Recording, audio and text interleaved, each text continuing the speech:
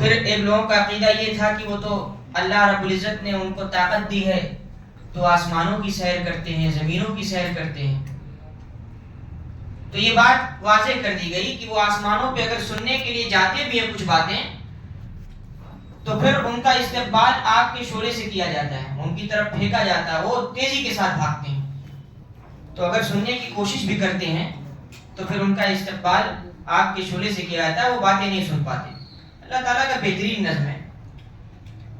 پھر فرمایا توحید کے دلائل پیش کیے، 9 انبیاء کا تذکرہ کیا، خصوصاً حضرت یونس علیہ السلام کا تذکرہ کیا. حضرت یونس علیہ السلام اللہ کے نیک بندے، اللہ کے پیغمبر، اللہ رب العزت نے ان کو اپنا پیغام عام کرنے کے لیے بھیجا تھا. ان کی قوم ان کی بات نہیں مان رہی تھی، لیکن ابھی حجت تمام نہیں ہوئی تھی اور اللہ رب العزت کا حکم بھی نہیں آیا تھا کہ آپ بستی چھوڑ کر نکل جائیں. ان سے یہیں یہ خطا ہوئی اور انہوں نے اپنی قوم کے خلاف بددعا کر دی اور بستی چھوڑ کر نکل گئے. اور جب انبیاء بددعا کرتا ہے تو عذاب کا آنا یقینی ہوتا ہے. جب قوم نے عذاب کو آتے ہوئے دیکھا تو خوب رو رو کر گڑگڑا کر توبہ کیا، لیکن چونکہ ابھی حجت تمام نہیں ہوئی تھی، ابھی نبی کو حکم نہیں آیا تھا بستی چھوڑنے کا، اس وجہ سے اللہ رب العزت نے ان کی دعا کو قبول کیا، ان کی توبہ کو قبول کیا اور عذاب ان سے ٹال دیا. یہاں نبی سے غلطی ہوئی اور اللہ رب العزت اپنے نیک بندوں کی پکڑ بہت سخت کرتا ہے. حضرت یونس علیہ السلام کشتی میں سوار ہو گئے اور کشتی ڈگمگانے لگی اور قریب تھا کہ ڈوب جائے. تو کشتی والوں نے کہا کہ لگتا ہے ہم میں سے کوئی گنہگار شخص ہے، اور قرآن اندازی کے ذریعے حضرت یونس علیہ السلام کا نام نکلا اور بالآخر حضرت یونس علیہ السلام کو دریا میں ڈال دیا گیا. وہاں ایک مچھلی نے ان کو نگلا. اللہ چاہتا تو اس مچھلی کے پیٹ سے قیامت تک نہ نکالتا، لیکن قدرت دیکھی، اللہ اپنے بندے کی توبہ قبول کرتا ہے. حضرت یونس علیہ السلام نے دعا کی، لا الہ الا انت سبحانک انی کنت من الظالمین، پاک ہے تیری ذات، نہیں ہے سوائے تیرے کوئی معبود، ظالم تو میں تھا. اور اللہ رب العزت نے ان کی دعا قبول کی اور مچھلی نے ان کو لے جا کے ایک بیاب ہو گیا صحرا میں چھوڑ دیا. کمزور ہو گئے تھے چونکہ مچھلی کے پیٹ میں تھے، نحیف ہو گئے تھے. اور دیکھیے اللہ رب العزت کیسے اپنے بندے کے رزق کا انتظام کرتا ہے. ڈال دیا صحرا میں، کچھ نہیں نظر آ رہا ہے. اللہ رب العزت نے وہاں سے بھی رزق کو پیدا کیا. ککڑی کا درخت بتایا جاتا ہے کہ وہ اگ گیا اور حضرت یونس علیہ السلام نے اس سے خوراک حاصل کی. پھر اس کے بعد حضرت ابراہیم علیہ السلام کا تذکرہ ہے. حضرت ابراہیم علیہ السلام کا تذکرہ بار بار اس وجہ سے کیا جا رہا ہے کہ مشرکین کہتے تھے کہ ہم جس دین پر ہیں وہ دین ابراہیمی ہے. ان کی تردید کی گئی. زندگی کے ان کے 2 پہلوؤں کا تذکرہ ہے، ایک دعوتی پہلو ہے اور دوسرا قربانی کا پہلو ہے. انہوں نے اپنی قوم کو اللہ رب العزت کی طرف دعوت دی، کہا کہ تم کیوں ان بتوں کو پوجتے ہو جو کسی کام کے نہیں، نہ نفع پہنچا سکتے نہ نقصان پہنچا سکتے ہیں. سمجھاتے رہے، قوم نہیں مانی. اور ایک دن قوم کا میلہ تھا اور یہ مندر میں گھس کر سارے بتوں کو توڑ ڈالتے ہیں. اور پھر قوم کے لوگ جب آتے ہیں تو شک کی بنا پر ان کو گرفتار کیا جاتا ہے اور ان سے پوچھ گچھ شروع ہو جاتی ہے. کہتے ہیں کہ پوچھو اپنے ان معبودوں سے، پوچھو تم کو کس نے توڑا ہے. اب قوم پھنس جاتی ہے، جواب دیتی ہے کہ وہ تو بول ہی نہیں سکتے. حضرت ابراہیم علیہ السلام فوراً یہ کہتے ہیں کہ جو بول نہیں سکتا، جو نفع نقصان کا مالک نہیں، جو اپنے آپ کو نہیں بچا سکتا، جو مکھی تک کو سے محفوظ نہیں، تو پھر اس کی عبادت کیوں؟ آؤ اللہ رب العزت کی بندگی کی طرف. قوم نے نہیں مانا، مجبوراً حضرت ابراہیم علیہ السلام کو وطن چھوڑنا پڑا. اس سے پہلے ایک سخت آزمائش یہ ہوئی کہ آگ میں ڈال دیا گیا. حضرت ابراہیم علیہ السلام کی زندگی آزمائشوں سے بھرپور زندگی. پھر وطن سے نکالا گیا، اللہ رب العزت کا حکم ہوا. حضرت اسماعیل علیہ السلام پیدا ہوئے، بشارت ہوئی بڑھاپے کی حالت میں. بڑھاپے کی حالت میں اللہ نے اولاد دی، ارذل العمر میں. اور پھر اس کے بعد ابھی وہ بچہ پیدا ہی ہوا تھا کہ اللہ کا حکم آ گیا کہ اس کو اور اس کی ماں کو جاؤ بیاب ہو گیا سرزمین میں چھوڑاؤ. کچھ نہیں تھا وہاں، چٹیل میدان، لیکن اللہ کا حکم تھا. اور انہوں نے اللہ کے حکم کے آگے اپنے مفادات کو قربان کیا اور اپنی بیوی کو اور اپنے بچے کو بیاب ہو گیا عرب کی سرزمین میں چھوڑا. اور پھر جب بچہ چلنے پھرنے کے لائق ہو گیا، جب یہ تھا کہ اب ان کا سہارا بنے، بڑھاپے کا سہارا بنے، فلما بلغ معه السعي، پھر تیسری آزمائش، بڑی آزمائش، قال یا بنی انی ارى فی المنام انی اذبحک فانظر ماذا ترى. خواب دیکھتے ہیں حضرت ابراہیم علیہ السلام، اور آپ جانتے ہیں کہ انبیاء کا خواب سچا خواب ہوتا ہے. اس خواب میں بیٹے کی قربانی مانگی جاتی ہے، بیٹے کی قربانی، جو بڑھاپے کا سہارا بننے والا اس بیٹے کی قربانی. لیکن چونکہ اللہ کا حکم ہے، اس کی خاطر ایک دو بیٹے کیا ہزاروں بیٹے قربان. حضرت ابراہیم علیہ السلام آتے ہیں بیٹے کے پاس، پوچھتے ہیں کہ میں نے خواب میں ایسا ایسا دیکھا کہ میں تجھ کو اپنے ہاتھ سے ذبح کر رہا ہوں، بتا تمہاری کیا رائے ہے. تربیت تھی بیٹے کی، اور تربیت کس سے؟ انبیاء سے، نبی سے تربیت پائی، اور خود بیٹا بھی نبی بننے والا ہے. اور تربیت کا یہ اثر حضرت ابراہیم علیہ السلام کی زیر تربیت. فرما بردار بیٹا یہ نہیں کہتا ہے کہ ابا جان یہ خواب ایسے ہی خواب آپ نے دیکھ لیا ہوگا، آپ مجھے کیوں قربان کر رہے ہیں، بلکہ بے فرما بردار بیٹے نے اللہ رب العزت کے حکم کی اطاعت کی.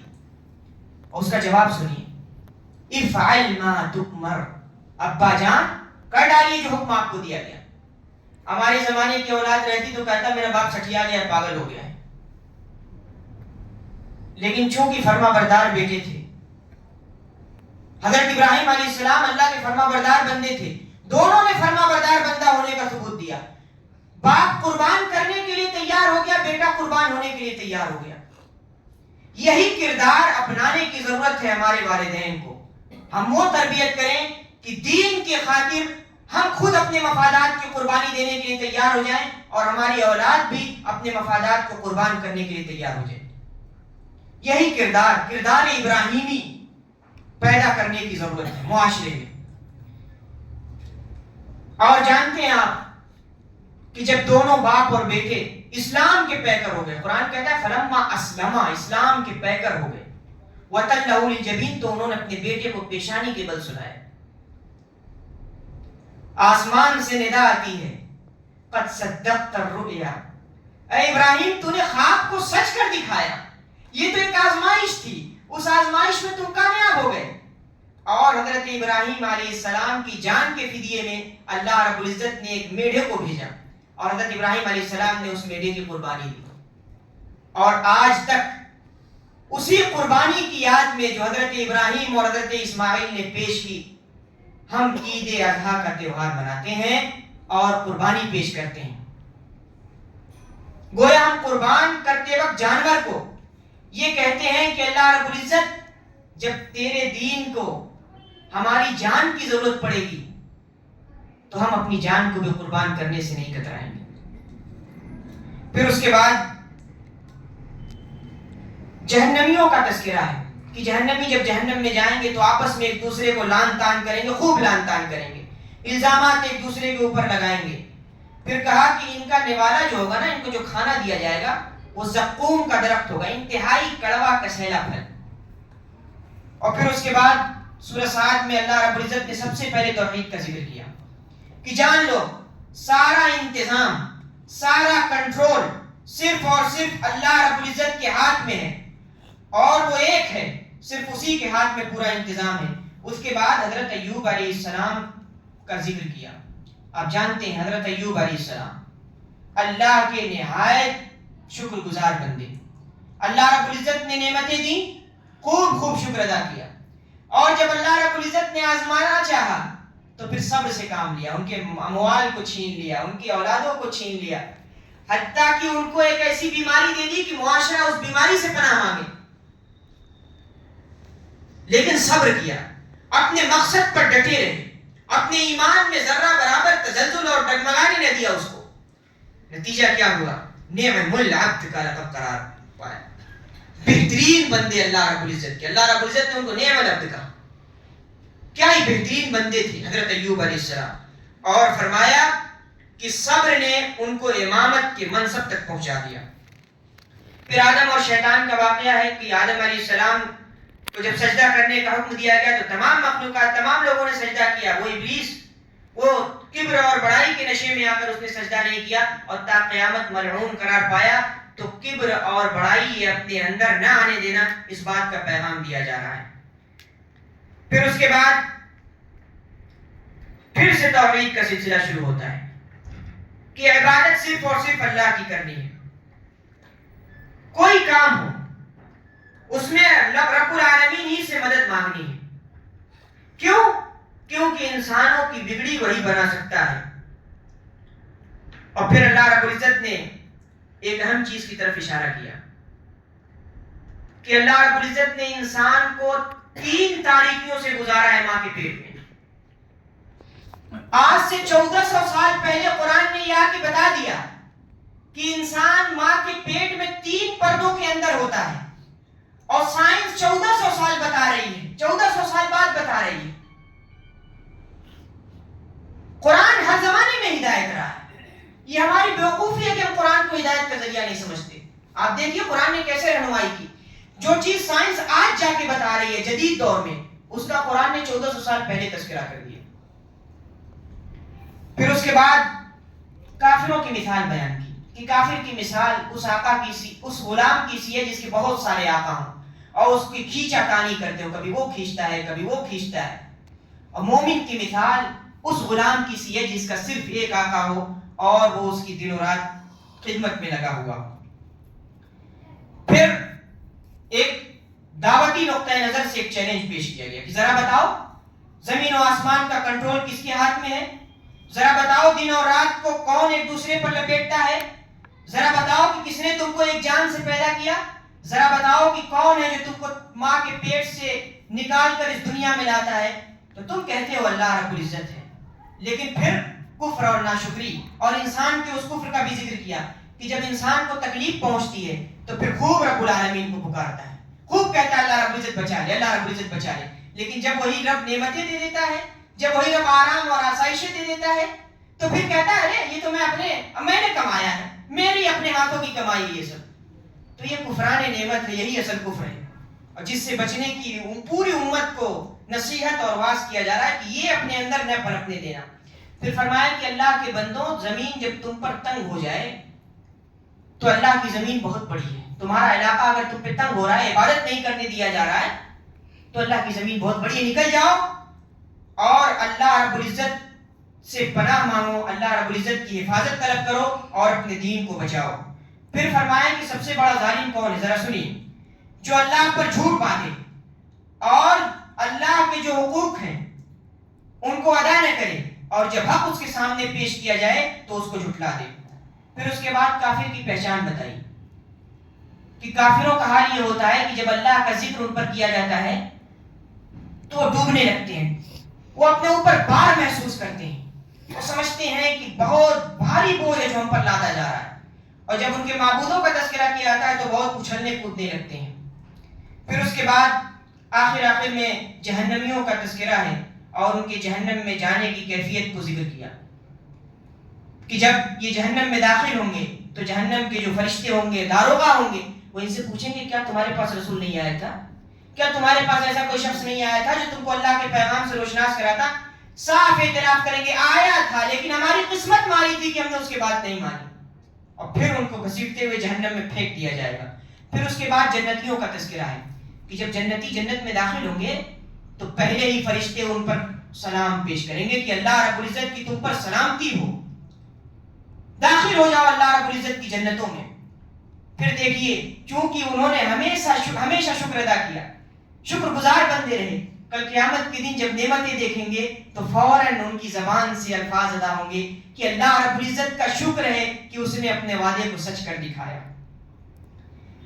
پھر اس کے بعد یہ فرمایا دیکھیے انسان کی 2 موتیں ہیں، 2 زندگی ہیں. 2 موتیں کیسے؟ پہلے انسان بے جان تھا، پھر دنیا میں آیا اور پھر ایک وقت میں مر جائے گا.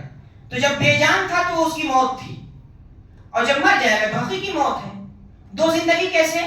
ایک زندگی جو یہ گزار رہا ہے دنیا میں اور دوسری وہ زندگی جو قیامت کے دن اس کو ملے گی جب سب کو زندہ کیا جائے گا.